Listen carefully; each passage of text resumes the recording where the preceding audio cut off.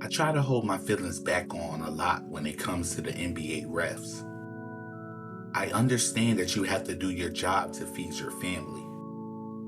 But when you blatantly attack a certain team and cheat them in games to the point they lose all drive and ambition, it hurts. It makes you look evil. And that's what the current NBA refs look like to me now. Pure evil.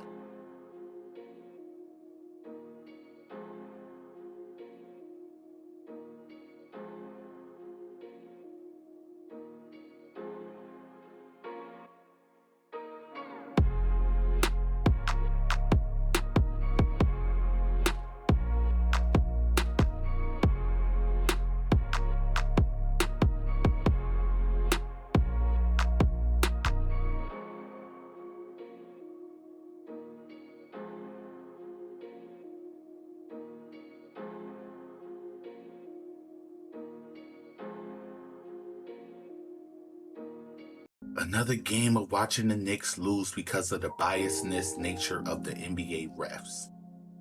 I mean, I won't say that it's all the refs' fault, but when you constantly get hit at the rim and nothing is called, but at the same time, if you breathe on a player, a foul is called on you, you start to lose passion.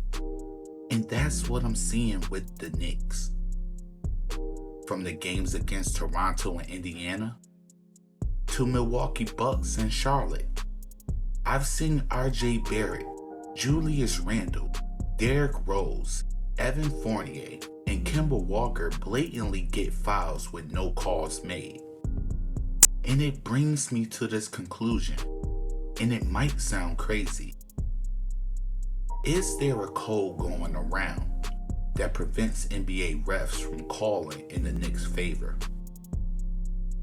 From the dark-haired female ref that has a personal beef with RJ and Randall, to the way teams seem to know this, which they use to their advantage. The message is clear. The NBA refs are blatantly cheating the Knicks. Now, like I said, the Knicks have their part as well. But when the game is against you from the player and officiating side, how much effort will you bring to the game? I must have seen Barrett foul to the ground 10 times, to the point he just stopped trying to score. Constantly you see Knicks players hit in the head, pushed to the ground, illegally screened like what Giannis and Connaughton did the entire night we played them, and nothing be done. We even saw a blatant foul by Giannis on Obi Toppin, where he blatantly hit his arm, and the refs looked over it and changed the call because the pressure from the Bucks. Is it because the Knicks don't have a big name? Or could it be because the common theme is to give the Knicks the short end of the stick? Something we've seen the NBA do for years. Either way is wrong. And whether or not they admit it, I know this is deliberate.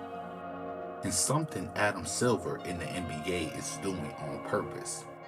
To further ruin the franchise they so desperately want Dolan to sell. Oops.